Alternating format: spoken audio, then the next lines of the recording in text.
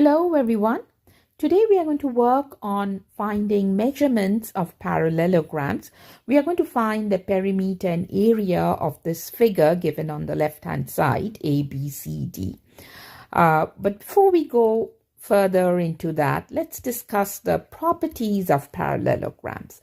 Now, in any parallelogram, we know that the opposite sides are parallel to each other and they are also of equal length. So in this figure, A, B, C, D, sides AB and DC are opposite to each other. Therefore, they will be parallel. They will be parallel to each other and they will be of an equal measure.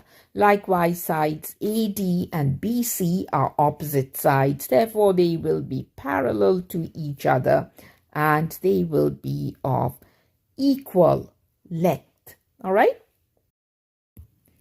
So given that information, let's see how we can go about finding the perimeter and area of this figure using the measurements provided to us. So let's look at what has been provided to us. We see that the length of the side AB is given to us as 12 units. And using the properties of parallelograms, the opposite side to AB, which is DC, will also be of the same length. So if AB is 12 units, DC will also be 12 units. And these two sides can also be referred to as the base of this parallelogram. All right, so I'm going to write here that AB and DC, both opposite sides, are of the length 12 units. All right, it's 12. And then we have not been provided with the measure of side AD or the side BC. However, we have been provided information on some other measurements. So over here, this line AE represents the height of this parallelogram. The height is the distance from one end of a figure to the other end at right angles. All right, so AE, this length here, AE, is the line that drops from one end to the other end at right angles. And that measure is 4 units, and that will represent the height of this figure.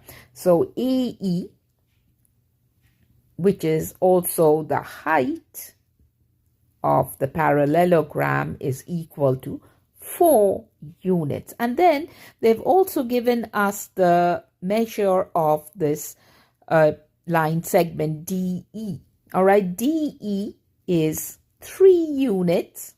All right, that's 3 units. And we need that information in order to find the length of AD. So as you can see, this figure here, AED, all right, AED, this triangle here, inside the parallelogram now, formed by the height, is a right angle triangle, and we can apply the Pythagorean theorem to find the length of the hypotenuse, which is AD, which is the hypotenuse of this triangular figure, right? So what is the Pythagorean theorem? Let's write that down. The Pythagorean theorem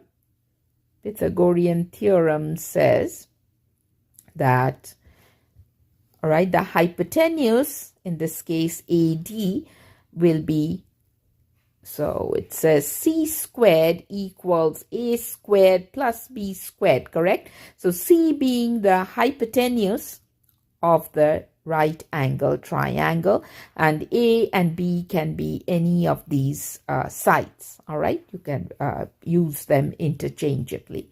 So ADC will represent AD squared will be equal to AE squared plus DE squared, correct? DE squared.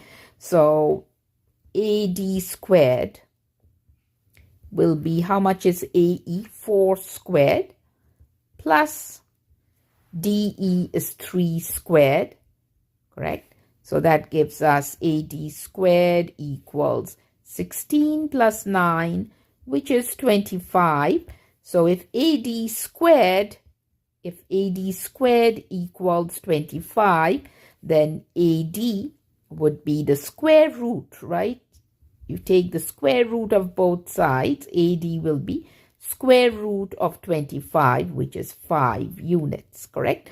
So AD would have a length of 5 units. And if AD is 5 units, BC will also be 5 units, using the property of parallelograms that opposite sides are equal to each other.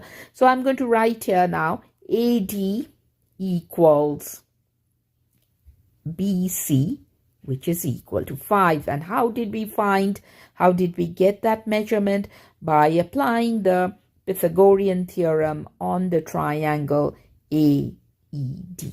All right. So now that we have this information, all right, we know the height, we know the base, and we know the other side, we can go about finding the perimeter and area of this figure. So let me write the formula for the perimeter first. All right. So perimeter is essentially the sum of the lengths of all 4 sides of this figure, correct? So it's going to be AB plus BC plus CD plus AD. And because the opposite sides are equal, we can write it as perimeter equals twice length plus twice width.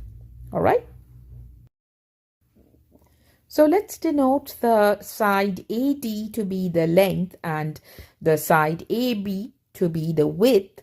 We are going to plug in those values into L and W, but let me just mark it here that L, the length would be 5 units, that's the measure of the side AD, and width would be 12 units, which is the measure or the length of side AB. So 2 times 5 plus 2 times 12 gives us 10 plus 24 for a value of 34 units as the measurement of the perimeter, 34 units. Now, they haven't specified the units. It could be feet, it could be inches, it could be meters, whatever it may be. It's going to be 34 units of that. All right. So now next we'll find the area of this figure. So area is the measure of the bounded region within the figure, right? So the formula for the area of a parallelogram is B times H, where B represents the base of the figure. Now the base is the side from which the height has been measured. So in this case, the height goes up from DC to the opposite end. So that will represent, this measure, this distance will represent the base, correct? And that distance is 12, same as what AB is, correct? So it's going to be 12 units. So base is going to be 12 and the height is going to be 4 units. So 12 times 4 for a measurement of 48. Now, area is always square units, so you have to say square units, 48 square units, whatever the unit may be, whether feet or inches or meters, but it's 48 square units of that. All right, so this is how we can go about finding the perimeter and the area of a parallelogram, even when we are not given specifically the measures of all 4 sides. All right.